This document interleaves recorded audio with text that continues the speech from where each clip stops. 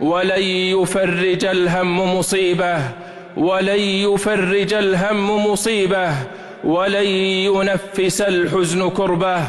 يا صاحب الهم إن الهم منفرج، أبشر بخير فإن الفارج الله. اليأس يقطع أحيانا بصاحبه، لا تيأسن فإن الصانع الله.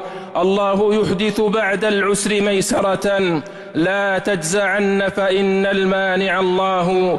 إذا ابتليت فثق بالله وارض به، إن الذي يكشف البلوى هو الله. إذا قضى الله فاستسلم لقدرته، فما ترى حيلة فيما قضى الله. والله ما لك غير الله من أحد، فحسبك الله في كل لك الله.